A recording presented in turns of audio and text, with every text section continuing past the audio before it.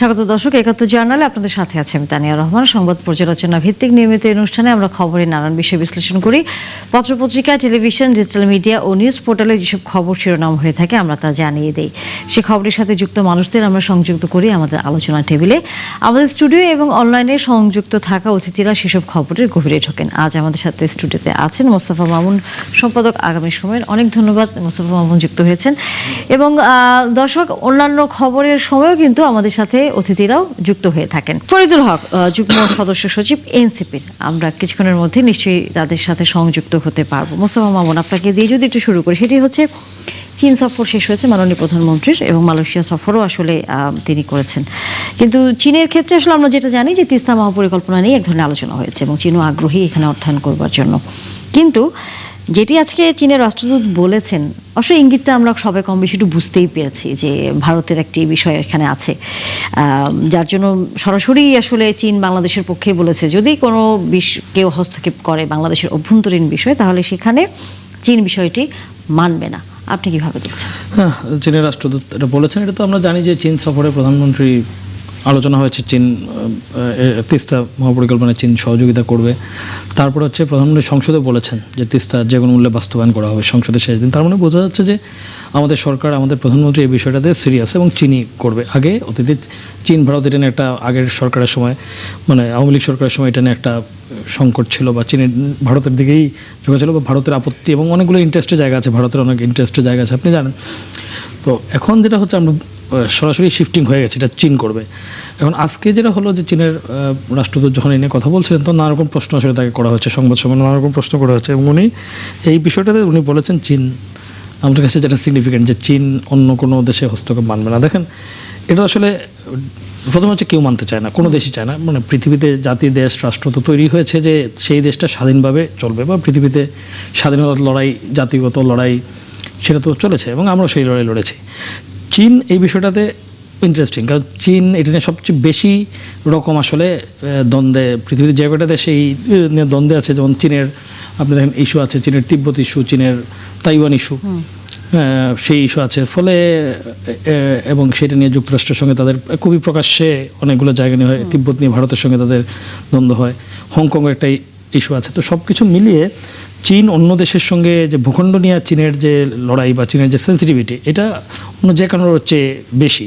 যদিও এখন তারা বৈশ্বিক শক্তি, বিশেষ করে অর্থনৈতিক শক্তি হওয়ার কারণে আসলে তাদেরকে কেউ হয়তো সেভাবে ঘাটায় না, কিন্তু এই ডিপ্লোম্যাটিক লড়াই কিন্তু চীনের লড়তে হচ্ছে। তাদের পক্ষ বিপক্ষ দুটোই আছে, তাদের দেশের মানুষ, ওই দেশের মানুষ। এটা নিয়ে মানে বেশ বড় একটা খুব ইন্টারেস্টিং একটা কমপ্লেক্স আসলে, যে সমস্ত দেশ তারা নিজেদের বলে দাবি করে, সেই দেশের জনগণের আবার একটা মতামত আছে। ফলে একটা বৈশ্বিক মতামত তৈরি হয় ডিপ্লোম্যাটিকলি, যারা চীনের বিরুদ্ধে, চীন আবার সেটার প্রতিবাদ করে, এরকম। এখন পার্টিকুলারলি যদি বাংলাদেশের জায়গায় আসি, তো খুব ন্যাচারালি যে বাংলাদেশ আমরা 15 বছর যে আওয়ামী লীগ সরকারের সময় খুব স্পষ্টভাবে ভারতের দিকে ঝোঁকা ছিল, তার পররাষ্ট্রনীতি, তার সব কিছুই, বাণিজ্য সব কিছুই। সেই সময় চীনও ছিল, চীন যে ছিল না তা না। চীন আবার এটা খুব চমৎকারভাবে পারে, যেহেতু তাদের আসলে দুটো উইং আছে, একটা তো পলিটিক্যাল ডিপ্লোম্যাটিক উইং, পাশাপাশি তাদের যে ফিনান্সিয়াল মাইট, সেটার যে উইং, সেটা দিয়ে আপনি জানেন যে পৃথিবীর বহু দেশেই কিন্তু চীন, তারা আসলে আমাদের মতো দেশে তারা যে পলিটিক্যালি খুব পাওয়ার গেইন করার চেষ্টা করে তা না, কিন্তু তারা বিজনেস চায়, তাদের কাজ করার সুযোগ চায়, তারা ঋণ দেয়, এবং সেই ঋণ হচ্ছে সেটাও তাদের জন্য একটা ফিনান্সিয়াল প্রজেক্ট। এবং আমাদের মতো দেশ প্লাস আফ্রিকার অনেকগুলো দেশে কিন্তু অর্থনীতি চীনের অর্থায়নে তৈরি, সেটা নিয়ে পরে আবার পলিটিক্যাল প্রবলেম হয়, ইত্যাদি ইত্যাদি হয়। তো আমরা যদি পার্টিকুলারলি আজকের জায়গায় চলে আসি, তাহলে রাষ্ট্রদূত কয়েকটা কথা খুব স্পষ্টভাবে বলেছেন। তাকে যখন প্রশ্ন করা হয়েছিল তখন তিনি এই কথাটা বলেছেন, এবং এখানে তিনি, আমি যে প্রসঙ্গটা বললাম ওটা উল্লেখ করেছেন যে চীন আমরা এটা ভালোভাবে বুঝি। তো স্পষ্টই বোঝা যাচ্ছে যে তিস্তা নিয়ে কেউ একজন প্রশ্ন করেছিলেন, এটা প্রশ্ন হয়েছিল যে ভারত যদি পানি, উজানের পানি আটকে রাখে তাহলে কী হবে, প্রকল্পটাই হয়। তো ওই ক্ষেত্রেই উনি বলেছেন। তার মানে বোঝা যাচ্ছে চীন শুধু আমাদের যে আর্থিকভাবে সহযোগিতা করবে তা না, এর যদি পলিটিক্যাল কোনো মানে কমপ্লিকেশন তৈরি হয়, সেটাও সামাল দেওয়ার ক্ষেত্রে আসলে তারা বাংলাদেশের পাশে থাকবে, এবং সেটা তো আমাদের সঙ্গে প্রতিরক্ষা চুক্তি হয়েছে। কিন্তু এটা খুব স্পষ্ট করে তার বলাটা আসলে আমাদের জন্য একটা মেসেজ, এবং আমি মনে করি এটা আমাদের গভর্নমেন্টের জন্য এই ওয়েতে ডিপ্লোম্যাটিক জায়গা থেকে একটা স্টেপ, যে আমরা আসলে চীনের এই সহযোগিতা এবং সহযোগিতা আসলে সুনির্দিষ্ট জায়গাটা আমরা অর্জন করতে পেরেছি। কারণ চীন নানান সময় বললেও কিন্তু অনেক কূটনৈতিকভাবে বলে, আজকে উনি স্পষ্ট করে এই কথাটা বলেছেন। ফলে আমার কাছে মনে হয় যে এর একটা ইমপ্লিকেশন আছে। আমরা মনে করতে পারি যে এটা ডিপ্লোম্যাটিক অঙ্গনে আমাদের চীন সফরটা যে সমস্ত জিনিস আমরা চেয়েছিলাম সেটার অনেকটাই পেয়েছি। অবশ্যই।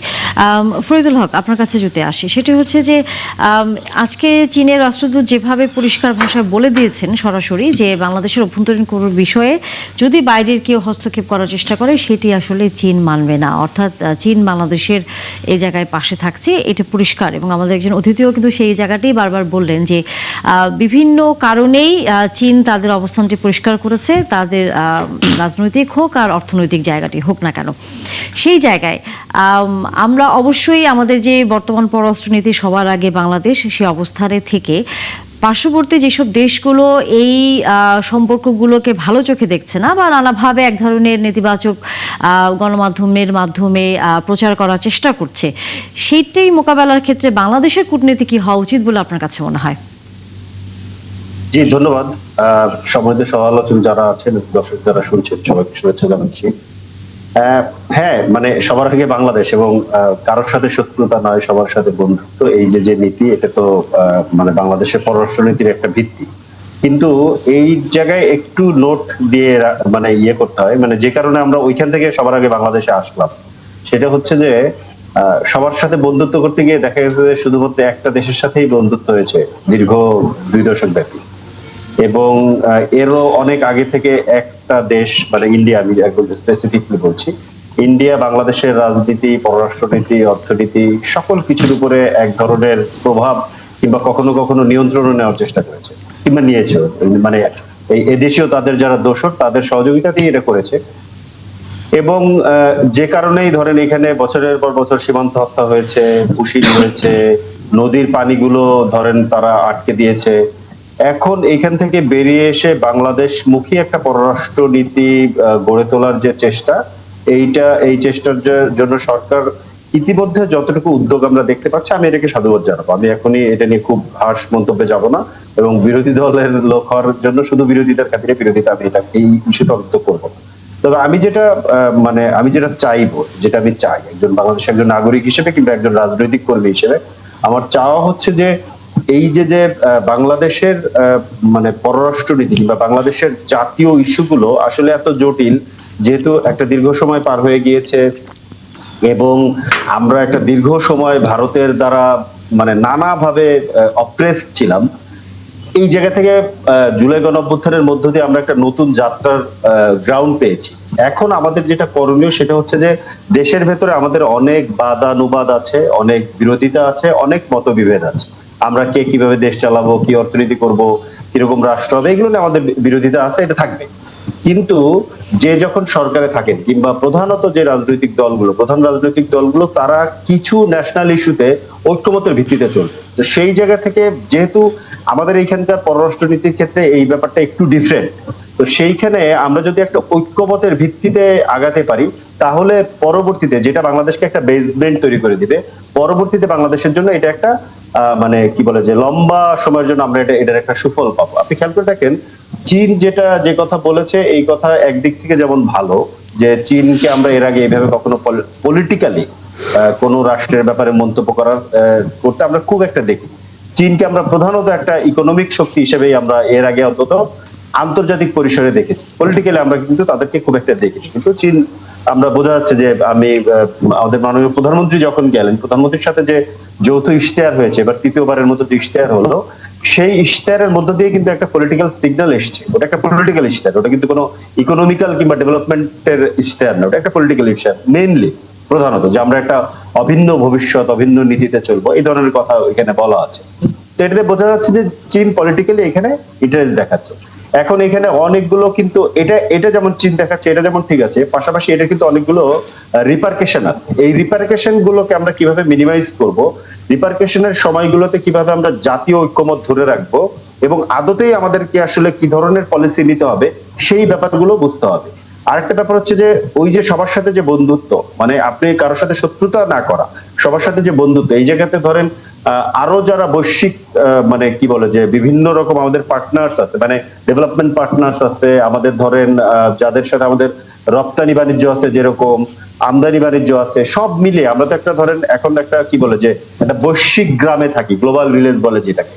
তো এইখানে আপনি শুধুমাত্র একটা দেশের সাথে সম্পর্ক রেখে পুরো জিনিসটাকে আপনি ট্যাকেল করতে পারবেন না, কারণ পৃথিবীর বেশিরভাগ পরাশক্তির সাথে আপনার কোনো না কোনো ধরনের লেনদেন কিংবা সম্পর্ক আছে।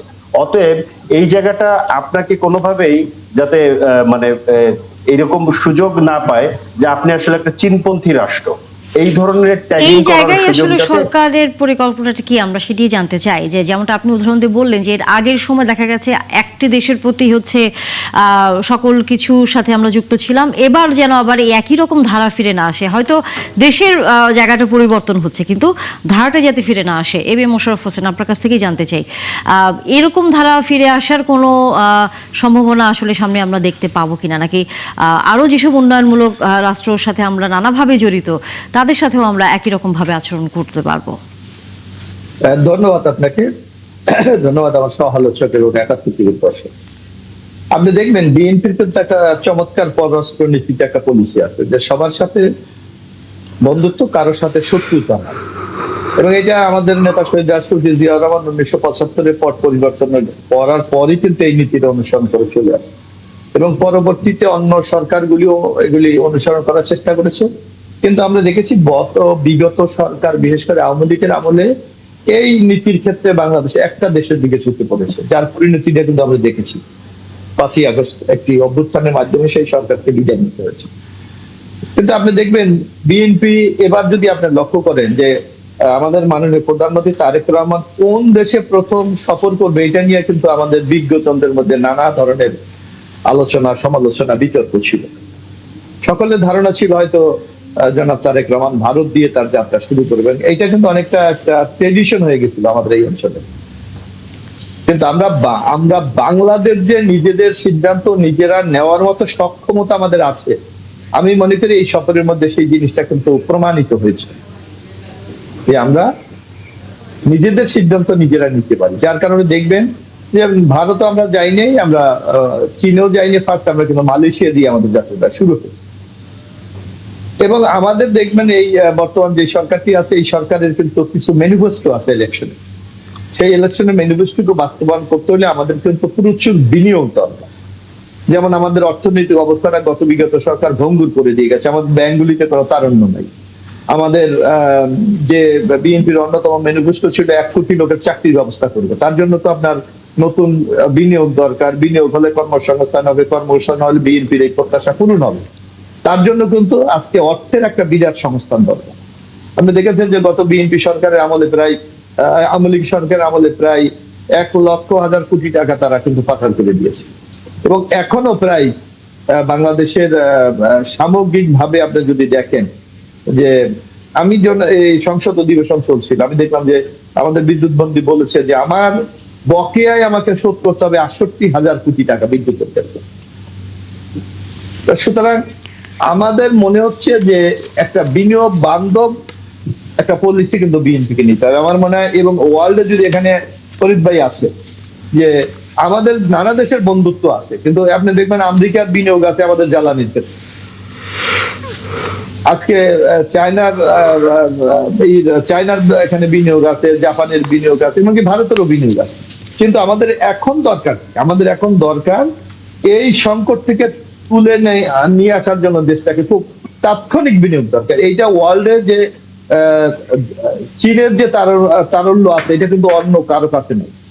অন্য কোন দেশ আপনাকে সেই সহযোগিতা করতে পারবে না এই মুহূর্তে, কারণ তাদের সেই অর্থনৈতিক ভিত্তি অত শক্ত না। যার কারণে হয়তো চায়নার কাছে আমরা নানা প্রজেক্ট চেয়েছি এবং তারাও, যে কথাটি ফরিদ ভাইও বলেছে, তারাও ব্যবসা করতে চায়, তারাও বিনিয়োগ করতে চায়। সুতরাং আমার মনে হয় এটা অনেকটা কাকতালীয়, এখানে কোনো পলিসি আছে বলে আমি মনে করি না। এবং এরপর আমি জানি, যতদূর জানি, মাননীয় প্রধানমন্ত্রী এরপর ভারত সফর করবেন। এবং ভারত আমাদের প্রতিবেশী, ভারতের উপর আমরা অনেক ক্ষেত্রে ডিপেন্ডেন্ট। আমাদের প্রতিনিয়ত যে পণ্যগুলি আমাদের কবে ভারত সফরে যাবেন, কোনো সময় কি? আমি যতদূর জানি যে পরবর্তী সফর হয়তো ভারতই তার হবে, মানে কোনো সময় কি ঠিক হয়েছে? না, এটা হয়নি এখনো, কিন্তু ইতিমধ্যে আপনি দেখবেন যে আমাদের পররাষ্ট্রমন্ত্রী ভারতে গিয়েছে, তাদের সাথে আলোচনা করে এসেছে। ভারতে একটা বহুজাতিক একটা মিটিং ছিল, সেখানে আমাদের পররাষ্ট্রমন্ত্রী অংশগ্রহণ করেছে সবার আগে, কিন্তু চায়না যাওয়ার আগে।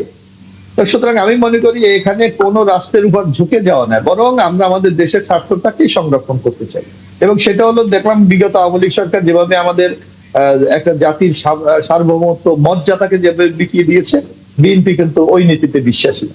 আমরা আমাদের স্বাধীনতা সার্বভৌমত্বকে অটুট রেখে আমাদের জাতির যে মর্যাদা বিশ্বাস এইটাকে যারা সংরক্ষণ করবে তাদের সাথেই আমরা বন্ধুত্ব নিশ্চয়ই এগিয়ে আমরা নিয়ে আসলে যেতে চাই। সেই অবস্থায় দেখতে চাই, কারণ যে অবস্থান এবার বাংলাদেশ নিয়েছে যে সবার আগে বাংলাদেশ, সেটি যেন আসলে সত্যিকার অর্থে বাস্তবায়িত হয়। ৭১-এর শিরোনাম একটি আছে, আমরা যেটা আসলে একটু আলোচনা করতেই চাই, যে জুলাই সনদ বাস্তবায়নে সংসদের বাইরে সংস্কার কমিটি এবং ভেতরে সংবিধান সংশোধনী কমিটি করবে সরকার, চিফ হুইপ আজকে জানিয়েছেন। আমরা যদি এই বিষয়টি নিয়ে একটু বিস্তারিত আলোচনা করতে চাই আমাদের অতিথির সাথে, এবে মোশাররফ হোসেন, আপনার কাছ থেকে যদি একটু আমরা জানি যে সংস্কার কমিটি এবং সংবিধান সংশোধনী কমিটি বিষয়টি যদি একটু ছোট করে আমাদেরকে আবার একটু মনে করিয়ে দিতেন। না, আমাদের বক্তব্যটা কিন্তু স্পষ্ট। আমরা কোনটা বাস্তবায়ন করতে চাই, জুলাই সনদ না জুলাই আইন? বিতর্কটা কিন্তু এখানে। এবং অনেকে বক্তৃতা এমন চমৎকার ভাবে উপস্থাপনা করে যে জনগণের মধ্যে একটা বিভ্রান্তি তৈরি করে। আপনি দেখেন আমরা কি বলেছি বিএনপির পক্ষ থেকে, আমরা স্পষ্ট ভাষায় বলেছি ঐক্যমত্য কমিশনের সিদ্ধান্তের আলোকে জাতীয় সংসদের দক্ষিণ প্লাজায় জাতিকে সামনে রেখে যেই জুলাই সনদ স্বাক্ষরিত হয়েছে সেটি আমরা অক্ষরে অক্ষরে বাস্তবায়ন করতে চাই। এটা হলো জুলাই সনদের আমাদের স্পষ্ট বক্তব্য। কিন্তু আপনি দেখবেন পরবর্তীতে 25শে ডিসেম্বর মনে হয় যে জুলাই আদেশটা হয়েছে, রাষ্ট্রপতি যে আদেশটা করেছে, একটা কিন্তু খেয়াল করবেন, একটা জুলাই সনদ আর একটা জুলাই আদেশ।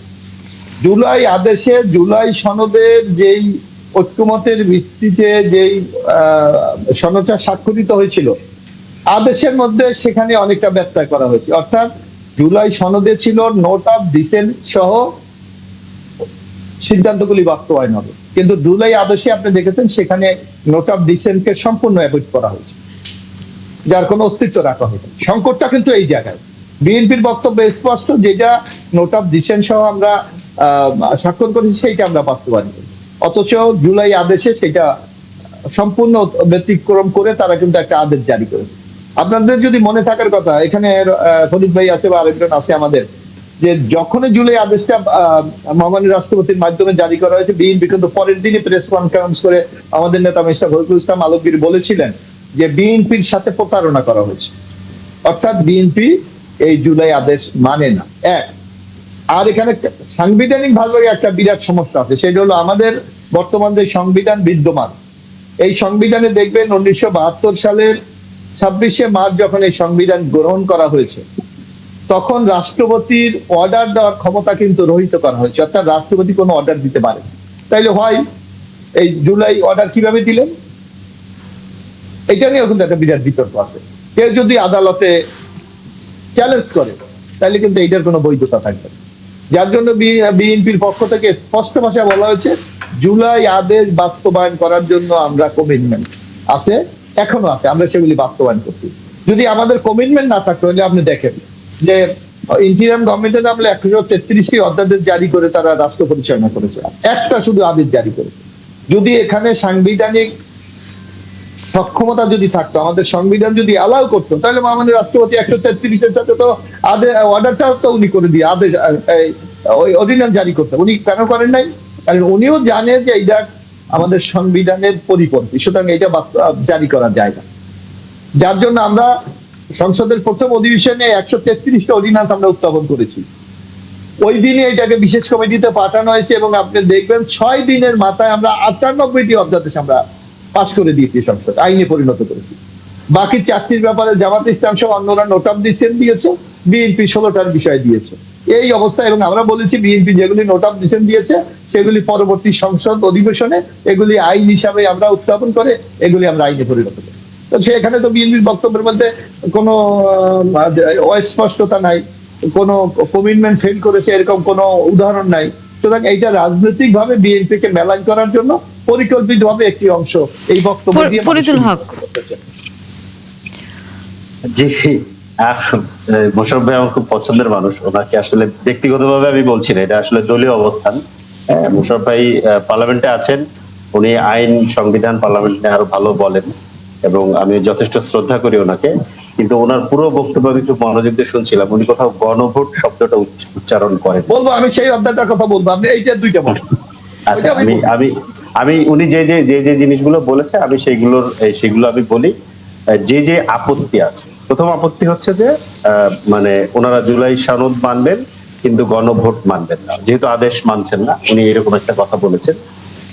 তো এবং নোট অফ ডিসেন্ট উনি একটা কথা বলেছেন। নোট অফ ডিসেন্ট কিন্তু অনেকগুলো জায়গাতে ছিল। জুলাই যে আদেশের শুধুমাত্র 2টা পয়েন্টে নোট অফ ডিসেন্ট ছিল না, কিন্তু এমন ভাবে বলা হয় যে as if সবগুলো নোট অফ ডিসেন্টকেই আদেশের মধ্যে ঢুকাই দেওয়া হয়েছে, ব্যাপারটা না। বাকি সবগুলো দলগুলো, বিজয়ী দলগুলো তাদের মতো করে করবে, এটা কিন্তু বলা আছে, একটা ব্যাপার। 2 নম্বর ব্যাপার হচ্ছে যে অর্ডারটা সাংবিধানিক কি অসাংবিধানিক এরকম একটা প্রশ্ন তোলা হয়। যে অর্ডার, এই অর্ডারের ভিত্তি সংবিধান না, কারণ আপনি এই অর্ডারের মধ্য দিয়ে সংবিধানের সংস্কার করছেন, কোন সংশোধনী করছেন না।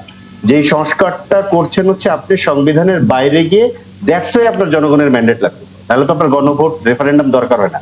রেফারেন্ডামের মধ্য দিয়ে আমরা কিন্তু জনগণের যে কনস্টিটিউয়েন্ট পাওয়ার, সেই পাওয়ারটা আমরা একটা নির্দিষ্ট বডির কাছে নিচ্ছি, যেটা কিন্তু ওইখানে উল্লেখ করা আছে যে একটা সংবিধান সংস্কার পরিষদ হবে। সংবিধান সংস্কার পরিষদ কিংবা সংবিধান সভা, এইটা ধরেন মানে যখন হয় তখন আপনার কি সংবিধান আছে, সংবিধানের কি বিধান আছে, এটা দেখা হয় না। ওইটা আপনাকে যা নির্দেশ করে সেই অনুযায়ী আপনি পরবর্তী কার্য সম্পাদন করেন, এটাই হচ্ছে সংবিধান সভার আইডিয়া। তো সেই জায়গা থেকে আপনার যদি তর্কের খাতিরে ধরেও নেই যে গণভোটের যে আদেশটা কিংবা জুলাই জাতীয় সংবিধান সংস্কার পরিষদ বাস্তবায়ন যে আদেশ, এই আদেশটা যদি অসাংবিধানিক হয়, আমি যদি ধরে নেই, যখন গণভোটে 70% মানুষ এইটার উপরে ভোট দিয়ে এটাকে মানে কি বলে, এটাকে ভোট দিয়েছে, ওইটার মধ্যে দিয়ে ওইটা আসলে একটা মহা আইনে পরিণত হয়েছে। ওইটা তখন সংবিধানের উপরে একটা আইন। সংবিধানকে তো জনগণ, সংবিধানের ওই অংশকে, যে অংশকে আমরা জুলাই সনদের মধ্য দিয়ে আমরা ঠিক করব বলে একমত হয়েছি, সেই অংশকে তো জনগণ বাতিল করে দিয়েছে। সেই বাতিল করার মধ্যে আওয়ামী লীগের অনেক জিনিসও আছে। এখন এই সকল আলাপের বাইরেও আরেকটা জায়গা থেকে দেখার আছে, সেটা হচ্ছে যে আপনি এইবারের সংবিধানে যে সংশোধনী আপনারা যেটাকে বলেন, কিন্তু আমরা যেটাকে সংস্কার বলছি, কেন আমরা এটাকে সংস্কার বলি, কেন সংশোধনী বলি, এটা নিয়ে আমরা দীর্ঘ আলোচনা করেছি। আমি একটা দুইটা পয়েন্ট একটু মনে করাই দিই। সেটা হচ্ছে যে ধরেন সংবিধানের মূলনীতি পরিবর্তনে তো বিএনপি তো প্রথম মূলনীতি পরিবর্তন করছে, শহীদ প্রেসিডেন্ট জিয়াউর রহমান পরিবর্তন করছে। আমরা অনেকে এর সাথে একমত, কিছু অংশে একমত, কিছু অংশে দ্বিমত, কিন্তু আমরা তো এটাতে এইবার একমত হয়েছি যে আমরা সবাই মিলে এটা পরিবর্তন করব। তাই সংবিধানের মূলনীতি পরিবর্তন সংক্রান্ত যে 5ম সংশোধনী এবং এই যে হাইকোর্টের যে বেঞ্চ হবে এই বিভাগে, এটার যে 8ম সংশোধনী, এটা কিন্তু আদালত বাতিল করে দিয়েছিল। কেন? কারণ এইটা সংবিধানের মূল কাঠামো কিংবা মৌলিক স্ট্রাকচারের সাথে এটা যায় না, এরকম একটা যুক্তি দিয়ে কিন্তু বাতিল করেছে। একই ধরনের যুক্তি ত্রয়োদশ সংশোধনীর ক্ষেত্রেও দিয়েছিল, যদিও এটা পরবর্তীতে বাতিল করা হয়েছে। তাহলে এই যে মৌলিক স্ট্রাকচারের যে ডিবেট, এই ডিবেটের উপরে বেসিস করেই কিন্তু আমরা একদম শুরু থেকে বলেছি যে গণপরিষদ লাগবে, যে আপনার আলাদা একটা বডি লাগবে, যে বডিটার কাজ হবে শুধু সংবিধান ঠিক করা, সেই বডিটার কাজ রাষ্ট্র চালানো না, সেই বডিটার কাজ সংবিধান ঠিক করা। এইটাকেই কিন্তু পরবর্তীতে বিভিন্ন দীর্ঘ আলোচনার মধ্যে দিয়ে আমরা একটা মাঝামাঝি জায়গাতে এনেছি যে আমরা একটা নির্বাচনেই করব, যেহেতু আমাদের 2টা নির্বাচনে আমরা কেউ একমত হতে পারছি না, আমরা একটা নির্বাচন করব, যে নির্বাচনে যারা নির্বাচিত হবেন তাদের ডুয়েল পাওয়ার থাকবে, ডুয়েল রোল। একটা হচ্ছে যেটা আমাদের পার্লামেন্ট এখন যেটা করছেন, যেটা অলরেডি মোশাররফ ভাইরা এক্সারসাইজ করছেন, কিন্তু ওনার কাছে আর একটা ক্ষমতা কিন্তু আছে যেটা জনগণ ওনাদেরকে দিয়েছেন। সেই ক্ষমতাটা হচ্ছে উনি যদি সংবিধান সংস্কার পরিষদে শপথ নেন, তাহলে উনি একটা জনগণের কনস্টিটিউয়েন্ট পাওয়ার পাবেন, যেই পাওয়ার দিয়ে সংবিধানের ওই মৌলিক সংস্কার জুলাই সনদে উনি কিন্তু সংবিধানের পরিষদে যে শপথের কথা আপনারা বলছেন, এটি তো সংবিধানে নেই, এটি শপথের দিন তো পরিষ্কার। শপথ তো সংবিধানে থাকে না, সংবিধানের পরিষদ তো সংবিধানের ঊর্ধ্বে, সংবিধানের বাইরে। কারণ আপনি তো পুরোটা সংবিধান মেনে তো গণঅভ্যুত্থান হয় না, সংবিধান মেনে ইন্টারিম গভর্নমেন্ট হয় নাই, সংবিধান মেনে আপনি গণভোট করেন নাই, সংবিধান মেনে নির্বাচন করেন নাই। আপনি পুরো প্রক্রিয়া ঐক্যমত্য কমিশনে আমরা গিয়েছি, সংবিধান যদি আপনি মানেন তাহলে আমরা সবাই রাষ্ট্রদ্রোহী, কারণ সংবিধান অনুযায়ী এটা করার সুযোগ নাই। এবং সংবিধানকে কোন রকম আপনি পরিবর্তন করবেন, দেখেন সাতের ক করেন, সবাই আমরা রাষ্ট্রদ্রোহী, এটা তো করার সুযোগ নেই। কিন্তু জনগণ আমাদেরকে সেই পাওয়ারটা দিয়েছে, যেটা গণঅভ্যুত্থানের মধ্যে প্রথমে দিয়েছে, পরবর্তীতে গণভোটে জনগণ এটাকে লেজিটিমেট করেছে ভোটের মাধ্যমে, দিয়ে আমাদেরকে সংবিধান সংস্কার পরিষদ গঠনের ক্ষমতা আমাদেরকে দিয়েছে। যেই ক্ষমতা আমরা বলছি যে এই যে সংশোধনী আপনি করতে চান, সংশোধনী করে এটাকে টিকাতে পারবেন না, এটা আবার আদালতের প্রশ্নের মুখে পড়বে। যখন আপনি সংস্কার করবেন সংবিধান পরিষদের মধ্য দিয়ে, ধরেন 72-এর গণপরিষদকে কেউ কোন আদালত প্রশ্ন করে? কেন করে না? কারণ ওইটা গণপরিষদ, ওটা তো 72 সালে তো পার্লামেন্ট মানে কি বলে যে গণপরিষদ হওয়ার পরে ওনারাই কিন্তু পরবর্তীতে পার্লামেন্ট হিসেবে কাজ শুরু করে, নির্বাচন তো হয় 73-এ, তাই না? তাহলে এই যে সময়টা, এই সময়টাতে আপনি একই সাথে রাষ্ট্র যেটা পরিচালনা করছেন সেটা করেন, পাশাপাশি আপনি সংবিধান সংস্কার পরিষদ হিসেবে গণভোটে জনগণ আপনাকে যে রায় দিয়েছে সেই অনুযায়ী সংবিধান কিন্তু সম্পর্কিত বর্তমান জুলাই সনদের সংসদের সংশোধন। অধীনেই তো সরকার বলছে সংবিধান সংশোধনী কমিটি এবং একই সাথে সংস্কার কমিটি সেটি করার যে প্রক্রিয়াটি তার মধ্যে যাচ্ছে, কিন্তু সেখানে তো আপনাদের এখানে দুইটা প্রবলেম, আমরা যেটা বলছি এটা দুইটা প্রবলেম। একটা হচ্ছে যে পুরোনো পথে হাঁটা হচ্ছে, যে আপনি কিন্তু পুরোনো জায়গাতে নেই। এই সংশোধনী করা এটা তো পুরোনো পথ, আমরা তো 17টা সংশোধনী করছি, কিন্তু সংশোধনী করার মধ্য দিয়ে যেটা হয় সেটা আসলে শেষ পর্যন্ত অনেক কিছু টেকানো যায় না, কারণ এইবার আমাদের অনেকগুলো বিষয় আছে যেটা মৌলিক সংস্কার সংশোধনী করে করা যায় না। এটা হচ্ছে একটা ব্যাপার। আর দ্বিতীয় যেটা বড় ব্যাপার, যে কারণে আমাদেরকে রাস্তায় নামতে আমরা বাধ্য হয়েছি, সেটা হচ্ছে আপনি গণভোটের যে রায়, জনগণের যে রায়, সেই রায়কে আপনি অস্বীকার করছেন। আমরা এই গণভোটের রায় নিয়ে একটু কথা বলবো। আমাদের সাথে যেহেতু আরেকজন অতিথি আছে মোস্তফা মামুন, তার কাছে একটু আসতে চাই। সেটি হচ্ছে সংবিধান সংশোধনী কমিটির যে বিষয়টি, সেটি বর্তমান সংসদে যে দল সবচেয়ে বেশি হচ্ছে এখন সরকারে আছে, মানে জনগণের ভোটে আছে, তারা আসলে তো সংবিধান সংশোধন করবে বলে তারা জানিয়েছে এবং কমিটিও তারা করেছে এবং বিরোধী দলের কাছে তারা নামও চেয়েছে, কিন্তু সেখানে বিরোধী দল খুব একটা আগ্রহ দেখায়নি। তাহলে বিরোধী দলের যদি কোনো সদস্য সেখানে না থাকে, সরকার যদি এককভাবে সেখানে কোনো সংশোধনী করে বা আনে, তাহলে তো সেই যে পুরনো যে ধারা, যে সরকার একক ক্ষমতায় পরিবর্তন করছে, সেই জায়গাটি কি আবার চলে আসে না? সেই জায়গাটি চলে আসে, কিন্তু দেখেন এখানে পয়েন্টটা খুব ইন্টারেস্টিং, যে বিএনপি যে আপত্তিটা করে সেটা ইন্টারেস্টিং, মানে সেটা তারা লেজিটিমেসি আছে, কারণ বিএনপি যেভাবে আসলে জিনিসটা সই হয়েছিল আদেশে তো বদলে গেছে, নোট অফ ডিসেন্টগুলো তো আসলে সেভাবে অ্যাড্রেস করা হয় নাই, ফলে খুব ন্যাচারালি কিন্তু এটাই বিএনপিকে এই সুযোগটা দিয়েছে যে বিএনপি এটা মানে হুবহু বিএনপি বাস্তবায়ন না করার পক্ষে তারা যুক্তি দেখাতে পারছে। কারণ জিনিসটা তো বিএনপি কিছু জিনিসে তো নোট অফ ডিসেন্ট ছিল বিএনপির, সেই নোট অফ ডিসেন্টটা তো প্রপারলি আসলে অর্ডারে অ্যাড্রেসড হয় নাই।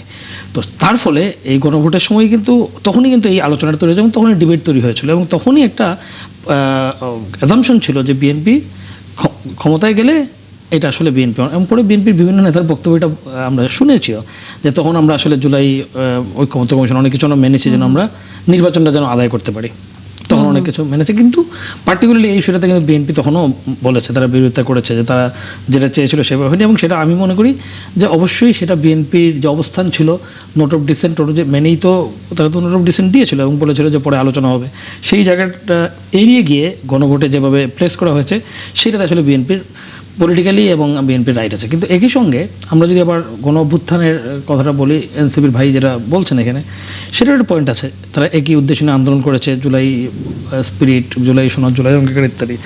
কিন্তু দেখেন যখন আপনি ভোটটা করবেন, আবার গণভোটে দেখেন এখানেও মজা আছে। মজাটা হচ্ছে যখন একই সঙ্গে যখন গণভোটে মানুষ ভোট দিয়েছে, আবার বিএনপি তো সংখ্যাগরিষ্ঠতা পেয়েছে 2/3 মেজরিটি, অ্যাবসোলিউট মেজরিটি যে পায় তার পক্ষে কিন্তু তাকে কিন্তু যতই আপনি বলেন, যেমন জুলাই সনদের যে কথাটা বলা হয়েছে জুলাই অর্ডারে যে তারা বাইন্ডেড, তাদের এটা করতে হবে এতদিনের মধ্যে, আমি মনে করি যে এটা আসলে করা যায় না।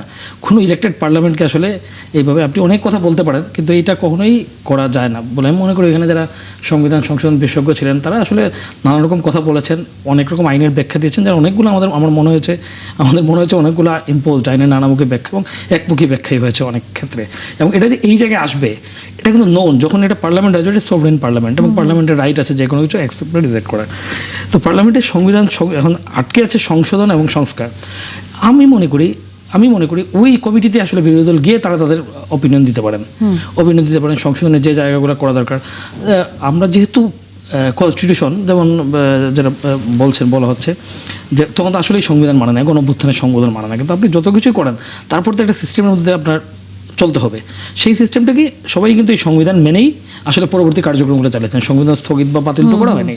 তো ফলে এই ফ্রেমের মধ্যে হবে। মনে করেন গণ অভ্যুত্থান হলো, গণ অভ্যুত্থান হয়েছে, ডেফিনেটলি গণ অভ্যুত্থান তো হয়ই, গণ অভ্যুত্থান যখন হয় তখন সংসদ, সংবিধান এগুলো আসলে কিছু থাকে না, কিন্তু তারপরে তো আপনার চালাতে হবে, তখন তো আপনার কোনো না কোনো ফর্মেটে আসতে হবে। আপনি যদি তখন সংবিধান বাতিল করতেন তবু তো একটা সিস্টেমের মধ্যে চল, না হলে তো একটা নৈরাজ্য সৃষ্টি হতো। আপনি গণ অভ্যুত্থান করেছেন, কেউ কাউকে মানতো না, সব তো আসলে সিস্টেমের মধ্য দিয়ে চলেছে এবং তার মধ্য দিয়ে আসলে হ্যাঁ অনেক কিছু ব্যত্যয় ঘটেছে যে এটা হচ্ছে আইনের ভাষায় বলা হয়, যখন কোনো একটা কিছু ঘটে যায় তখন কিন্তু ওই আইন ওইটাকে সমর্থন করে, কারণ এটা বদলানো সম্ভব না। ফলে আইনেই এরকম ঘটনা আছে যে গণ অভ্যুত্থান হইতে পারে, সেটাকে অ্যাকোমোডেট করে না, সেভাবে করা হয়েছে। তারপর ভোটটা হয়ে গেছে, এবং ভোট যেহেতু হয়ে গেছে, পার্লামেন্ট হয়েছে, তখন তো আমাদের নিয়মতান্ত্রিক জায়গায় যেতে হবে। এবং নিয়মতান্ত্রিক জায়গায় আমি মনে করি যে নিয়মতান্ত্রিক জায়গায় যথেষ্ট সুযোগ আছে আসলে। সরকারি দলের যেহেতু তারাও জুলাই, এখানে তো কেউই জুলাইয়ের বিরোধী না, জুলাইয়ের বিরোধী শক্তি নাই, ফলে তারা একমত।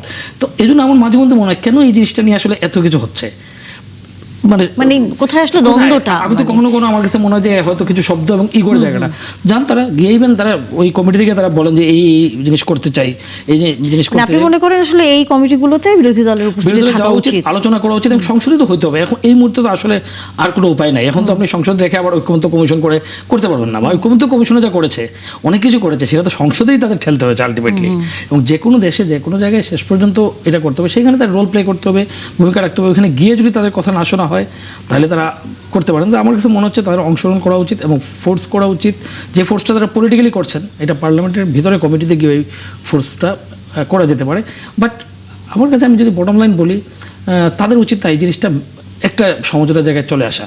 না হলে আমরা যদি দেখতে পাই যে এটা নিয়ে দেখেন, এই যে আবার 5ই আগস্ট আসছে, জুলাই আসছে, এই আলোচনাগুলো হবে, এই যখন বিভক্তি বিরোধের মধ্য দিয়ে অন্য অনেক সংকট, জুলাইয়ের আরও অনেক কমিটমেন্ট ছিল, আরও অনেক কমিটমেন্ট, কি বড় কমিটমেন্ট হচ্ছে দেশ ভালো চলবে, তাই না, বৈষম্য থাকবে না, শান্তি, এই আলোচনায় এই তিক্ততা আমার কাছে মাঝে মধ্যে মনে হয় সেই জিনিসটা হারিয়ে যায়, এবং সেই জিনিস যখন হারিয়ে যাবে ঠিক এই প্রশ্নটি আমি করতে চাচ্ছিলাম যে প্রশ্ন উঠবে তখন, যেটা মানে আমরা ধরেন মানুষের আসলে কথা নিয়ে আলোচনা হচ্ছে কি জুলাই আসলে দেখেন কে ক্ষমতা আসলো এগুলো বিষয় না। জুলাই কিন্তু হয়েছিল যে একটা 15 বছর 17 বছর নির্বাচন হয় না, বিরোধী দলকে মত প্রকাশ করতে দেওয়া হয় না, ফার্সিক্যাল নির্বাচন হয়েছে, সেগুলোর বিরুদ্ধে আসলে একটা কালেকটিভ একটা উইলের প্রকাশ, নানান দলমতের মানুষ কিন্তু এক হয়েছে, ওনারা করেছেন, নেতৃত্ব এক সময় দিয়েছেন, বিএনপি লম্বা সময় দিয়েছে, শেষ মুহূর্তে কিন্তু এখন যারা এনসিপি ছাত্ররা দিয়েছে, কিন্তু মানুষের অংশগ্রহণ ছিল কিন্তু।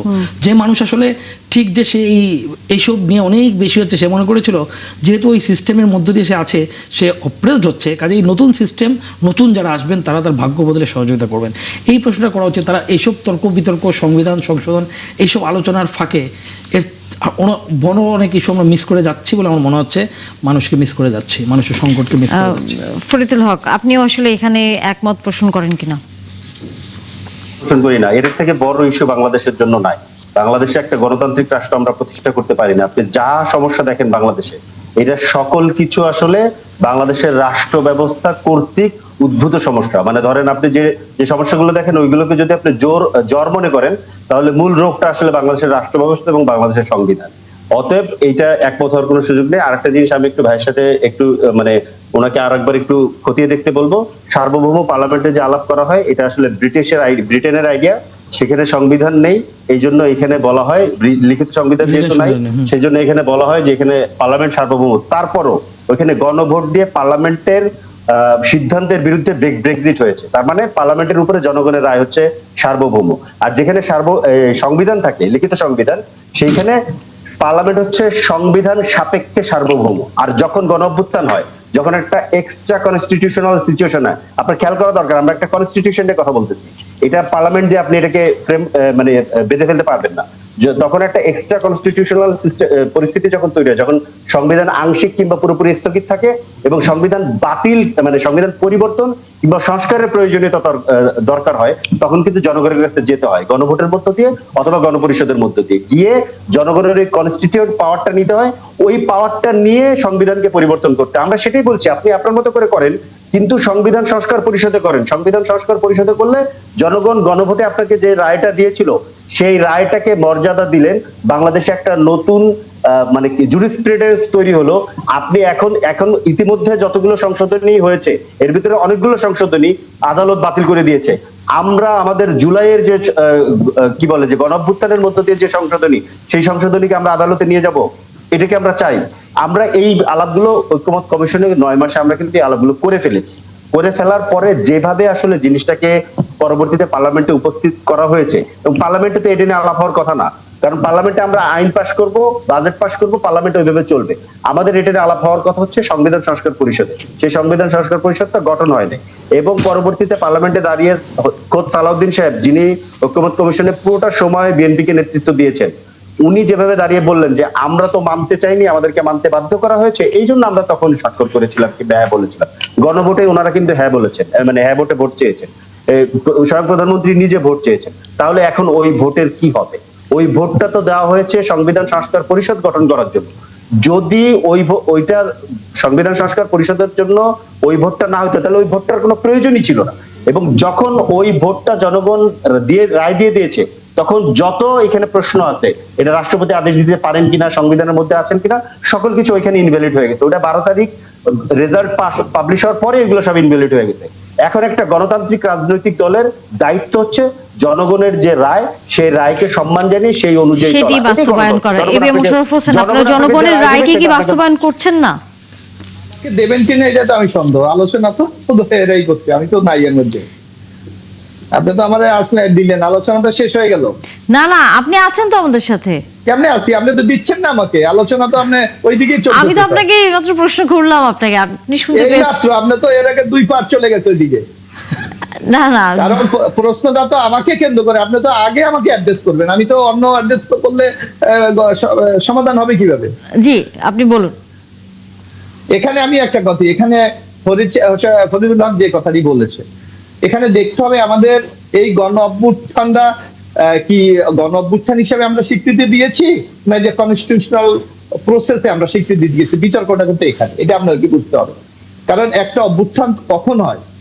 অভ্যুত্থান যখন হয় তখন সংবিধান স্থগিত হয়ে যায়, সংবিধান বাতিল হয়ে যায়। তো 5ই আগস্টের এই আন্দোলনের পর সংবিধান কি স্থগিত হয়েছিল? হয় নাই। কি হয়েছিল? সংবিধানের ধারাবাহিকতায় আমাদের সংবিধানে শেখ হাসিনা ৫৫ সংশোধনী যখন সংবিধানে অন্তর্ভুক্ত করলেন, তখন কি ছিল? 57 ধারা ছিল যে প্রধানমন্ত্রী তার মেয়াদ 5 বছর পূর্ণ হলে অথবা প্রধানমন্ত্রী পদত্যাগ করলে একটা কেয়ারটেকার সরকার রাষ্ট্র দায়িত্ব গ্রহণ করবে, 3 মাসের মধ্যে নির্বাচন করে উনি চলে যাবে। এটা ছিল কেয়ারটেকারের কনসেপ্ট। কিন্তু হাসিনা ৫৫ সংশোধনী কি করলেন? উনি এই ধারাটাকে তুলে দিয়ে বলল, পরবর্তী প্রধানমন্ত্রী নির্বাচিত না হওয়া পর্যন্ত এই প্রধানমন্ত্রী তার দায়িত্ব অব্যাহত রাখবেন, যা কোনো আইন দ্বারা ব্যাহত করা যাবে না। অর্থাৎ আপনি যদি কোনো কারণে নির্বাচন না হয়, কোনো কারণে যদি ইলেকশন না হলো দেশে অন্যরকম, তাহলে ওই প্রাইম মিনিস্টার কন্টিনিউ করবে আজীবন, কিয়ামত পর্যন্ত। সংকট তো এই জায়গায় তৈরি হয়েছে, যার কারণে আপনি যখন শেখ হাসিনা পদত্যাগ করলেন, তাহলে নেক্সট কি হবে? এটা কিন্তু আমাদের কনস্টিটিউশন ছিল না। হ্যাঁ, কিন্তু কনস্টিটিউশনে একটা বিষয় ছিল, কারণ আমাদের কনস্টিটিউশনের মূল অভিভাবক হলো, বলি আমরা গার্ডিয়ান বলি, এটা হলো সুপ্রিম কোর্ট। তখন আমাদের পক্ষ থেকে বলা হলো যে এখন বাংলাদেশে এই সংবিধানের আলোকে নতুন সরকার গঠন করা যাচ্ছে না, কারণ প্রাইম মিনিস্টার নাই, উনি পদত্যাগ করেছে, রাষ্ট্রপতি সংসদ ভেঙে দিছে। তাহলে কি হবে? সংবিধানের আলোকে 106 এর মাধ্যমে আমরা সুপ্রিম কোর্টে গেছি। সুপ্রিম বলেছে ডক্টর অফ নেসেসিটি, আপনি এই মুহূর্তে যখন সংবিধানে এই বিধান নাই, আপনি এখন একটা ইন্টিরিয়াম গভর্নমেন্ট গঠন করতে পারেন এবং সেইভাবে রাষ্ট্রপতি সেবা করতে পারেন। It is absolutely constitutional process. এটা নট কোনো গণ অভ্যুত্থানও না, আন্দোলনও না, কিছুই না। আর যদি যে কথা ফরিদুল হক বলতো, ওনারা যদি আন্দোলন এই যে গণ অভ্যুত্থান স্বীকার করতেন, তাহলে তো ওনারা তো বঙ্গবন্ধু গিয়ে 106 আন্দোলন নাহিদ, মাহফুজ অথবা ওই আরেকজন সজীব, এরা তো শপথ নিতেন না। ওরা শপথ নিয়েছে কি? এই বর্তমান কনস্টিটিউশনের আন্ডারে। তো বর্তমান কনস্টিটিউশনের আন্ডারে যদি আপনার শপথ নিয়ে থাকেন, তাহলে সাংবিধান পরিষদ গঠন করার সুযোগটা কোথায় বর্তমান সংবিধানে? ফরিদুল্লাহ কিন্তু এই কথা বলে না। কোথায় সুযোগ? আপনি তো কনস্টিটিউশনাল গভর্নমেন্টের মহামান্য রাষ্ট্রপতির কাছে শপথ দিয়েছেন, আপনি মন্ত্রীর মতো দেশ পরিচালনা করেছেন, আপনি নিয়োগ দিয়েছেন, অ্যাবসলিউটলি পলিটিক্যাল গভর্নমেন্ট। এখানে তো আপনি যে এই কথা বলছেন যে এটা তো কনস্টিটিউশনাল গভর্নমেন্ট না, এটা এখানেই আপনাদের রং, এখানেই ভুল। আর এই ধারা বর্তমান যে কনস্টিটিউশন আছে, এই কনস্টিটিউশনে সংসদ ছাড়া কোনোভাবে সংবিধান সংশোধন করা যায় না। এটাকে আপনাকে বুঝতে হবে। এক, আপনি বলছেন সংবিধান পরিষদ, কিভাবে সংবিধান পরিষদের শপথ নেবে? বলেন কোন ধারায় নেবে? রাষ্ট্র কি ব্যর্থ হয়েছে? এটা কি ফেইল স্টেটে পরিণত হয়েছে? হয় নাই। কারণ আপনি তো হলে তো রাষ্ট্রপতির আন্ডারে আপনি শপথ নিতেন না। সুতরাং এই জিনিসগুলি মনে রেখে কিন্তু আপনাকে কথা বলতে হবে। আরেকটা কথা আপনি বলেছেন যে 1970-এর নির্বাচন, 70-এর নির্বাচনে আমরা কেউ এগুলি নিয়ে প্রশ্ন তুলি না। ওই পার্লামেন্ট তো অবৈধ ছিল। কারণ আপনি পাকিস্তানের কাঠামোতে আপনার নির্বাচন হয়েছে, ওই পাকিস্তানের এমপিরা কিভাবে একটা স্বাধীন দেশের সংবিধান রচনা করে? এই যে আমরা আমাদের রাষ্ট্রের স্বার্থে, বৃহত্তর স্বার্থে আমরা প্রশ্ন তুলি নাই কোনোদিন। কিন্তু যদি আপনি ভ্যালিড ভাবে প্রশ্ন তোলেন, তাহলে ৭০-এর ইলেকশনের মাধ্যমে যে সংবিধান রচিত হয়েছে সেটা ইনভ্যালিড। কারণ তারা নির্বাচিত হয়েছে পাকিস্তানের জন্য, তারা বাংলাদেশের জন্য তো নির্বাচিত হয় নাই তখন। সুতরাং সংকট আমাদের নানা ক্ষেত্রে আছে, এইগুলিকে মাথায় রেখে কিন্তু আমাদের কথা বলতে হবে। তারপর আপনি বলছেন জুলাই সনদ, ঠিক আছে, জুলাই সনদের 4টা প্রশ্নের উপর আপনার গণভোট নিয়েছে। 1, 2, 3 আপনি পড়েন কি লেখা ছিল, যে এই হবে, এইটা হবে, এইটা হবে। চতুর্থ কি ছিল, যে রাজনৈতিক দলগুলি ঐক্যমত কমিশনে যে বিষয়ে তারা আপত্তি দিয়েছে, জনগণ যদি তাদের সেই পক্ষে রায় দেয় তারা সেইভাবে বাস্তবায়ন করবে। তো বিএনপির পক্ষে তো 51% লোক রায় দিয়েছে, এবং জোটের নিয়ে আরো 5%, 56% রায়। তাহলে বিএনপির টোটাল মেজরিটি কোথায় যাবে বলেন? কোথায় যাবে বলেন? বিএনপি কোনটা বাস্তবায়ন করবে, ওই যেটা চতুর্থটা না আগেরটা? এখন এই বিতর্কগুলি আমাদের মধ্যে আছে, কিন্তু এইগুলি না করে আবার দেখেন জুলাই সনদের যদি আপনার কাছে থাকে বইটা, আপনি দেখেন আপনারাই সবাই মিলে ঐক্যমত হয়েছেন যে 1 নাম্বার থেকে শুরু করে 47 পর্যন্ত সংবিধান সংশোধনের মাধ্যমে বাস্তবায়িত হবে। এইটা আপনারা তখন বুঝে করছেন না বুঝে করছেন? তখন আপনাদের বিজ্ঞ লোকরা বোঝে নাই যে এখানে 1 থেকে 47 সংবিধান সংশোধনের মাধ্যমে বাস্তবায়িত হবে? এই প্রশ্নগুলোর জবাব না দিয়ে জনগণকে বিভ্রান্ত করার কিছু খুব চটুল কথা আমরা বলে। নিশ্চয়ই আপনি যে প্রশ্ন তুলেছেন আমরা সেইটি জানতে চাই ফরিদুল হকের কাছ থেকে। তবে ফরিদুল হক, আপনার কাছে প্রশ্ন আছেন আমাদের করেছেন বিরতির আগে আরেকজন অতিথি। প্রশ্নটা একটু করবেন কষ্ট করে। আমি আমাদের আরেকজন অতিথি এবি মোশাররফ হোসেন এর মধ্যে যে বক্তব্যগুলো বলেছেন যে গণভোটের রায় বাস্তবায়নের ক্ষেত্রে তো বিএনপি কোথাও এক অর্থে যদি আমরা বলি যে কোথাও তো তারা আসলে পিছপা হচ্ছে না, সেই অনুযায়ী তো আসলে সামনের দিনগুলোতে মানে বা এখন আসলে অবস্থান করছে, তাহলে কোথায় বাস্তবায়ন হচ্ছে না জুলাই সনদ এবং একই সাথে গণভোটের রায়? গণভোট আর জুলাই সনদের মধ্যে তো পার্থক্য আছে। জুলাই সনদ তো হচ্ছে যে যেগুলো সংবিধান সম্পর্কিত সেগুলো যেমন জুলাই সনদে আছে, যেগুলো সংবিধান সম্পর্কিত নয় যেমন 133টা অধ্যাদেশ সেগুলো তো জুলাই সনদের মধ্যে আছে। গণভোট হয়েছে শুধুমাত্র সংবিধান সম্পর্কিত ইস্যুগুলো নিয়ে গণভোট, কারণ ওইখানে কনস্টিটিউয়েন্ট পাওয়ার দরকার। জনগণের পাওয়ার ছাড়া আপনি সংবিধানের এই পরিবর্তনগুলো করতে পারবেন না, এবং সেই জন্য ওই আদেশ অনুযায়ী আপনার একটা সংবিধান সংস্কার পরিষদ গঠন হওয়ার কথা, যেই সংবিধান সংস্কার পরিষদে ইতিমধ্যে বিরোধী দলীয় সদস্যরা শপথ নিয়েছেন। তাহলে সংবিধানটা তো সংস্কার হবে সংবিধান সংস্কার পরিষদে গিয়ে। এই জায়গাতে সংবিধান সংস্কার পরিষদ যতক্ষণ পর্যন্ত আপনি গঠন না করতেছেন ততক্ষণ পর্যন্ত আপনি যাই করেন আপনি গণভোটের রায় মানছেন না। এটা সিম্পল আলাপ, এইটাতে ধরেন আলাদা করে জটিল করার কিছু নাই। এখন আপনি ধরেন অনেক কথা বলতে পারেন, এইটা কেন করেছেন, এটা কেন করেছেন। আমিও তো একই ধরনের কথা বলতে পারি। আপনি কেন ঐক্যমত কমিশনে গেলেন, আপনি কেন ধরেন গণভোটে হ্যাঁ চাইলেন, আপনি কেন গণভোট মেনে নিলেন, আপনি এগুলো কেন করলেন? তাহলে তখন আপনি বলবেন যে নাইলে এটা নির্বাচন পাইতাম না। তাহলে কি আপনি জনগণের সাথে প্রতারণা করলেন না? আপনি তাহলে বলতেন যে না এইগুলো যেটা করা হচ্ছে এগুলো প্রতারণা করা হচ্ছে, এইসব গণভোট টনভোট কিছু না, আমরা যা চাইবো তাই করবো, আমাদেরকে ভোট দেন, সেটা করতেন। সেটা তো করেন নাই কেন? কারণ আপনি জানতেন এগুলো করলে জনগণ আসলে আপনাকে একসেপ্ট করবে না। আপনি যে 2/3 মেজরিটির কথা বলেন, যদি গণভোটে হ্যাঁ ভোট না চাইতো বিএনপি তাহলে 2/3 মেজরিটি পেতো না। আরেকটা জিনিস আছে, যদি বিএনপি কোনো কারণে 199 আসন পেত তাহলে কি আপনি মনে করেন সংবিধান সংস্কার পরিষদের শপথ নিত না? অবশ্যই নিত, কারণ তখন তো বিরোধী দল ছাড়া সংবিধান সংশোধন করা যেত না। এবং সংবিধান সংশোধন না করে যদি পুরনো রাষ্ট্র আপনি চালাইতে চান তাও বিএনপি চালাতে পারবে না। সংবিধান সংশোধন অথবা সংস্কার তাকে করতেই হতো। তাহলে এই যে ধরেন মনে করেন যে ছলনা প্রতারণা, এই ছলনা প্রতারণা তো আমরা দেখতে চাই। আপনি এই আলোচনাগুলো তো আমরা এর আগে মাসের পর মাস বছর ব্যাপী আমরা এই আলোচনাগুলো করেছি, এবং মোশাররফ ভাই যেটা বলেছেন রাইটলি বলেছেন, আমি এটার সাথে একমত যে 72 সালে যে গণপরিষদ গঠন করা হচ্ছে এটা নিয়ে প্রশ্ন আছে তো আমাদের। কারণ এই গণপরিষদ গঠন হচ্ছে পাকিস্তানের আইয়ুব খানের এলএফের অধীনে। পাকিস্তানের আইয়ুব খানের এলএফের অধীনে কি বলে নির্বাচিত যে সদস্যরা, ওই সদস্যদেরকে নিয়ে এই গণপরিষদ করা হচ্ছে। এবং ওই আমরা যে কারণে 72 সংবিধানের প্রতি মানে বিরোধিতা করি, এর ভেতরে কয়েকটা কারণ আছে, এটা অন্যতম প্রধান কারণ, আরো অনেকগুলো প্রধান কারণ আছে। যে ওই নির্বাচিত সদস্যদেরকে কে সংবিধান পরিষদ মানে গণপরিষদের সদস্য হবেন এবং কে হবেন না, এটা ঠিক করে দিচ্ছেন একজন রাষ্ট্রপতি একটা ডিক্রি জারি করে। মানে শেখ মুজিবুর রহমান যখন বাংলাদেশে ফেরত এসেছেন 10 জানুয়ারি, উনি 11 জানুয়ারি 12 জানুয়ারি ডিক্রি জারি করেছেন। ডিক্রি জারি করে উনি গণপরিষদ গঠন করেছেন এবং উনি নিজে রাষ্ট্রপতি হিসেবে শপথ নেন নাই। তার মানে ওটার গোড়ায় একটা গলদ আছে। আমরা তো সেই গলদ এই গণঅভ্যুত্থানের মধ্য দিয়ে ঠিক করতে চেয়েছিলাম। আমরা বলেছিলাম যে চলেন আমরা গণপরিষদ করি। গণপরিষদ করলে আপনাদের 2/3 মেজরিটি পাইতেনি, আপনাদের ভয় কি? আপনারা 2/3 মেজরিটি পেয়ে আপনাদের মতো করেই আপনাদের সংবিধানটাই তৈরি করেন। তাহলে যেটা হতো যে গোড়ায় যে গলদটা এবং যেই গরিমাটা দেখানো হয় এখানে, যে 72-এর সংবিধান মুক্তিযুদ্ধের আকাঙ্ক্ষার বিপরীতে দাঁড়ানো একটা জিনিস। 72-এর সংবিধান তো মানে যে গণতন্ত্রের আকাঙ্ক্ষা, সেটা তো এরকম না যে একজন ব্যক্তির কাছে সকল ক্ষমতা থাকবে। সেই সংবিধান এটা অ্যালাউ করবে যে উইদিন 6 মিনিটস একজন প্রধানমন্ত্রী সংসদে বসে বাকশাল তৈরি করে ফেলবে, সকল রাজনৈতিক দল নিষিদ্ধ করে দিবে, সকল মিডিয়া বন্ধ করে দিবে। এটা তো নিশ্চয়ই আমাদের মুক্তিযুদ্ধের আকাঙ্ক্ষা হতে পারে না, এটা কখনোই আকাঙ্ক্ষা ছিল না। কিন্তু ওই যে ডিক্রিটা জারি করেন শেখ মুজিবুর রহমান, গণপরিষদ যে আদেশটা, ওই আদেশের মধ্য দিয়ে উনি দুইটা কাজ করেন। একটা হচ্ছে যে উনি ঠিক করে দেন যে ওই 70-এর নির্বাচিত প্রতিনিধিরাই গণপরিষদের মেম্বার হবে, এবং 2 নম্বর যেটা করেন সেটা হচ্ছে ওই গণপরিষদের মেম্বারদের কাছ থেকে বাক স্বাধীনতা কেড়ে নেওয়া হয়। মানে তারা প্রধানমন্ত্রী কিংবা তাদের দলের সিদ্ধান্তের বাইরে তারা ভোট দিতে পারবেন না।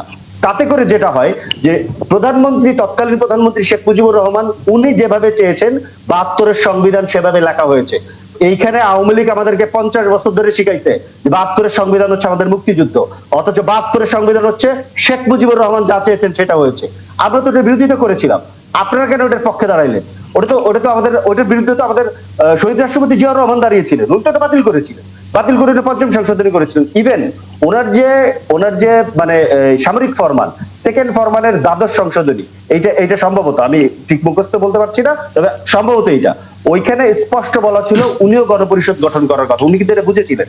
আমার ধারণা পরে কোন একটা শয়তান লোক ওনাকে এই ভুল বুদ্ধিটা দিছে যে আপনি গণপরিষদে যান না, আপনি সংবিধান সংশোধনী দিয়ে এটা ঠিক করে ফেলেন। এই সংবিধান সংশোধনী ঠিক করার পরে কিন্তু 5ম সংশোধনী বাতিল করা হয়েছিল। আমরা রেফারেন্স গুলো তো বছরের পর বছর, মানে বছর ধরে আমরা এটা আলোচনা করেছি। এখন আবারও যে কাজটা করা হচ্ছে, আবারও সেই পুরনো ভুল পথে হাঁটা হচ্ছে। আমরা সেই মোশাররফ হোসেন আবারও ভুল পথেই হাঁটছে বর্তমান সরকার। এইটা আমার মানে ফরিদুল হক সঠিকভাবে বলছে না। আপনি দেখেন জিয়াউর রহমান সাহেবের সময় কি ছিল? জিয়াউর রহমানের সময় ছিল আমাদের তখন 75-এ সামরিক শাসন জারি করেছিল খন্দকার মোশতাক, এবং তখন সংবিধান স্থগিত করা হয়েছিল, যার জন্য জিয়াউর রহমান সাহেবের অর্ডিন্যান্স জারি করা ছাড়া কোনো বিকল্প পথ ছিল না। এবং সেই অর্ডিন্যান্স গুলাকে রেক্টিফাই করার জন্য তো 79-র প্রথম সংসদেই সেগুলিকে আইনে পরিণত করা হয়েছে। এবং উনি যে কথাটি বলছে, এখনো তো আমাদের সংবিধান সংশোধনের মাধ্যমে ছাড়া কোনো উপায় নাই। সুতরাং ওনারা যে কথাটি বলছে, আমি এখানে মনে করি এনসিপি কিছু ভুল করেছে, খুব এটা সচেতন ভাবে করেছে না কারো পরিচালনা করেছেন। কারণ বাংলাদেশের মুক্তিযুদ্ধ আমাদের একটা অহংকার। হ্যাঁ, শেখ মুজিবুর রহমান মুক্তিযুদ্ধকে দলীয় মোড়কে ব্যবহার করতে চেয়েছিল, কিন্তু বাংলাদেশের অধিকাংশ মানুষের মাঝে কিন্তু এখনো মুক্তিযুদ্ধের চেতনা কিন্তু বিদ্যমান। 71-কে নিয়ে কিন্তু আমরা এখনো গর্ব করি, কারণ আমাদের এই রাষ্ট্র তৈরিরই মূল ভিত্তি হলো 71। ওনারা যেভাবে বলেছিলেন 71-এর সংবিধান ছুঁড়ে ফেলে দিতে হবে, এই সংবিধান আমরা মানি না, এই সংবিধান এইগুলি সাধারণ মানুষের মধ্যে কিন্তু ভীতি তৈরি করেছে এবং সন্দেহ তৈরি করেছে, যার জন্য কিন্তু এনসিপির সেই যে আন্দোলন, এটা কিন্তু পরবর্তীতে আর কিন্তু সাফল্য দেখতে পারে না, যার জন্য সবাই মনে করছে যে একটা সন্দেহের চোখে দেখেছে। এখনো ওনাদেরকে আমরা বলি, ওনারা অনেক কথা বলে।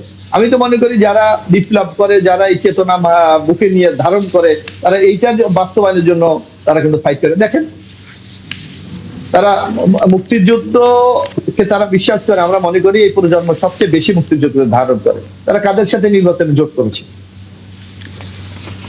বলুক? সেখানে কি তাহলে 71 নিয়ে তারা যে বক্তব্য বলেছে সেই বক্তব্য সত্যতা মিলে কিনা? 2, তারা একদিকে বলেছে এটা আমাদের নির্বাচনী জোট, অথচ দেখেন আবার সে জামাতের সাথে মিলে তারা আবার 3 পদ পর্যন্ত নিয়েছে।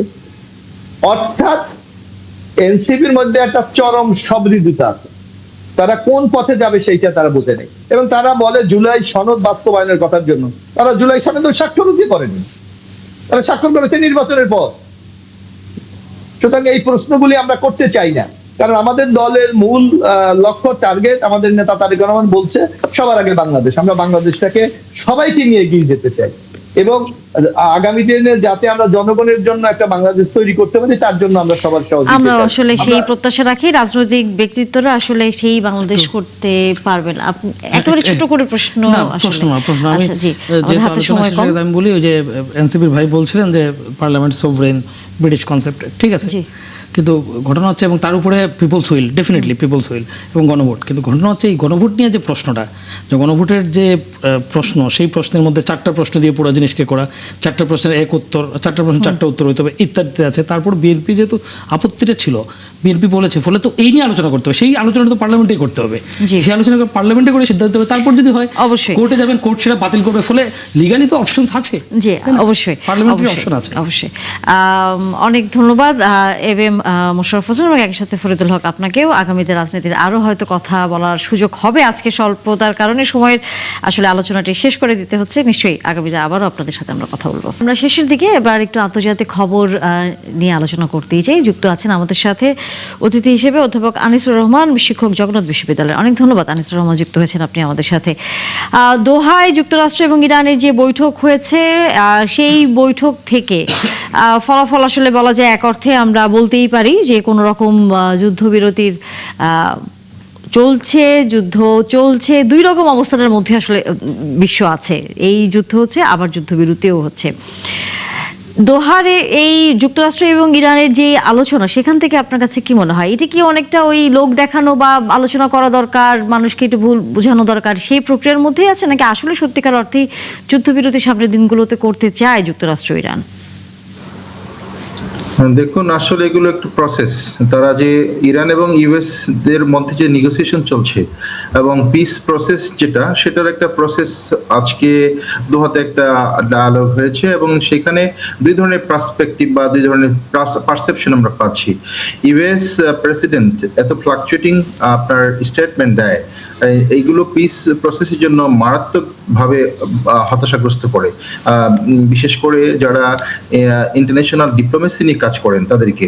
বিকজ অফ মার্কিন যুক্তরাষ্ট্রের প্রেসিডেন্টের মতো একজন প্রেসিডেন্সির জায়গা থেকে যখন তিনি এই ধরনের ফ্লাকচুয়েটিং বক্তব্যগুলো দিচ্ছেন এবং এক এক সময় এক এক ধরনের ন্যারেটিভ তৈরি করার চেষ্টা করছেন, সেগুলো খুবই অনপ্রবিবত।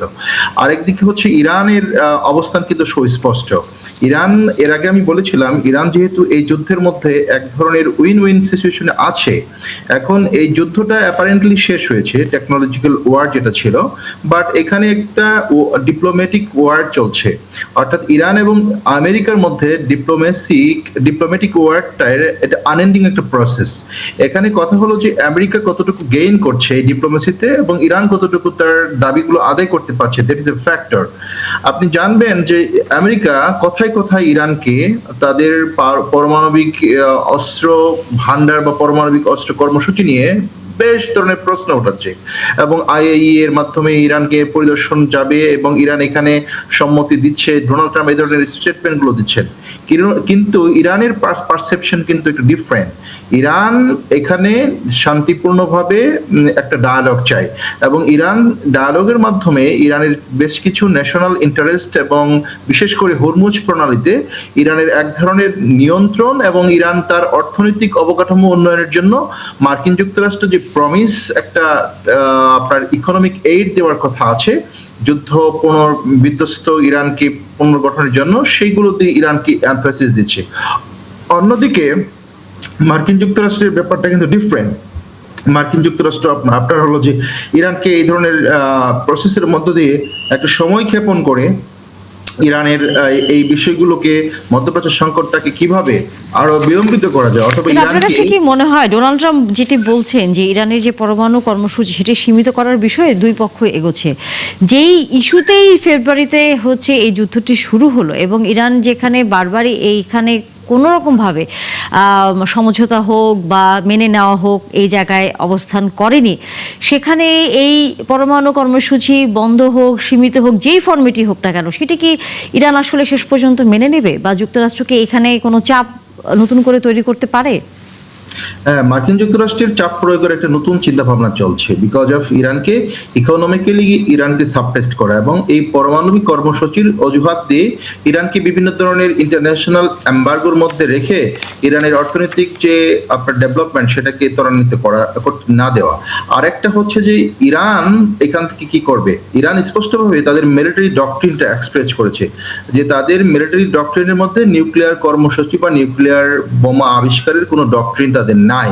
তবে ইরান তাদের সেলফ ন্যাশনাল সিকিউরিটি এবং ন্যাশনাল ডিফেন্সের জন্য তারা আর্মিকে শক্তিশালী করার বিভিন্ন পদক্ষেপ তারা গ্রহণ করেছে। এখানে নিউক্লিয়ার ওয়েপন ইস্যুসটা হলো আপনার এক ধরনের ইরানকে কোণঠাসা বা ইরানের উপর এক ধরনের এম্বার্গো অ্যাপ্লাই করার আমেরিকান একটা স্ট্র্যাটেজি। আবার আরেকটা দিক খুব স্পষ্ট, 1956 সালে ডক্টর মোসাদ্দেক যখন ক্ষমতা আসতেন তখন থেকে কিন্তু ইরানের নিউক্লিয়ার ওয়েপন কর্মসূচিটা কন্টিনিউয়াসলি চলছিল ইরানের মধ্যে। এবং আপনি জানবেন যে এই মোসাদ্দেকের ক্ষমতাচ্যুত হওয়ার পিছনে এই নিউক্লিয়ার কর্মসূচির একটা বিশাল আছে, কারণ মার্কিন যুক্তরাষ্ট্র তখন মোসাদ্দেককে কন্ট্রোল করতে পারছিল না। এখন সেখানে আবার একটা বিপ্লব হয়েছিল, শ্বেত বিপ্লব, এবং দ্বিতীয় রেজা শাহ ক্ষমতা এসেছিল। এগুলো আমরা সব জানি। এবং পরবর্তীতে যখন ইসলামিক বিপ্লব হলো, সেই বিপ্লবী গভর্নমেন্ট কিন্তু এই নিউক্লিয়ার ওয়েপন কর্মসূচিটা কন্টিনিউয়াসলি করছিল, বাট এখানে তাদের শান্তিপূর্ণ উপায় এই সমস্ত ইরান এই কথাগুলো বলে আসছিল। এবং ইরানের যে লেটেস্ট স্টেটমেন্টগুলো যদি আপনি দেখেন, যে তাদের মুখপাত্ররা কিন্তু এই নিউক্লিয়ার ওয়েপন নেই, বাট তারা কিন্তু বারবার বলার চেষ্টা করেছে যে আমাদের যদি মিসাইল না থাকতো আমরা এই যুদ্ধের মধ্যে হেরে যেতাম। তার মানে হচ্ছে আপনার এটা এক ধরনের স্ট্র্যাটেজি। ইরান ডিক্লেয়ার করবে না যে তাদের কাছে নিউক্লিয়ার ওয়েপন আছে, বাট যদি মার্কিন যুক্তরাষ্ট্র আবার অ্যাটাকের দিকে যায়, ইরানকে যদি অ্যাটাক করে, ইন দ্য টাইম ইরান তার স্টেজগুলো এক্সপ্রেস করবে। অর্থাৎ ইরান এইবার আপনার দূরপাল্লার ক্ষেপণাস্ত্র নিক্ষেপ করেছে, পরবর্তীতে ইরানের কি স্টেপ হবে, that we have to wait to see. আসলে এবং সামনের দিনগুলোতে আসলে এই যুদ্ধ সহসাই যে বন্ধ হচ্ছে না, যেমন করে আমরা এখনো দেখি যে ইউক্রেন রাশিয়া যুদ্ধ, হ্যাঁ আলোচনা হবে, বিরতি হবে। আমরা অর্থনৈতিক সংকটে আমাদের আগে পড়তে হয়েছে, সামনের দিনে পড়তে হয় কিনা সেটাও একটা মানে আসলে আশঙ্কার জায়গা থাকে। এবার একটু আপনার পছন্দের বিষয় নিয়ে কথা বলতেই চাই, সেটা হচ্ছে খেলার খবর। আজকে যেহেতু আছে পর্তুগালের খেলা এবং একই সাথে স্পেন অস্ট্রিয়ার খেলা, আপনার কাছে মনে হয় কারা আজকে ভালো করবে? স্পেন অস্ট্রিয়াতে স্পেন, আচ্ছা পর্তুগাল ক্রোয়েশিয়ায় স্লাইড পর্তুগালের চান্স বেশি, but it will be tough, মানে ইট উইল বি কম্পিটিটিভ। মানে কারণ হচ্ছে ক্রোয়েশিয়ার আসলে তার বেস্ট টিমটা নাই, তাদের যে জেনারেশনটা ছিল ওটা বেস্ট টাইমটা ফেলে এসছে। তো ফলে এবং পর্তুগাল খুব ভালো টিম, পর্তুগাল খুব ভালো টিম। আমার কাছে বরং মনে হয় যে পর্তুগাল রোনালদো, এটা একই সঙ্গে রোনালদো অ্যাসেট এবং একই সঙ্গে burden. Asset because of his huge experience and all this, and মানে অসাধারণ রেকর্ড। ওইটাই যেটা হয়েছে, এই সমস্যা হচ্ছে তার রেপুটেশনের যে মানে ওইটা একটা সার্কেলে পড়ে গেছে, তাকে আসলে দলের বাইরে, একাদশের বাইরে রাখা যায় না। গত ওয়ার্ল্ড কাপে কিন্তু কোচ এই সাহস দেখিয়েছিলেন, পরে উনি বিপদে পড়ে তার নিজেকেই চলে যেতে হয়েছে।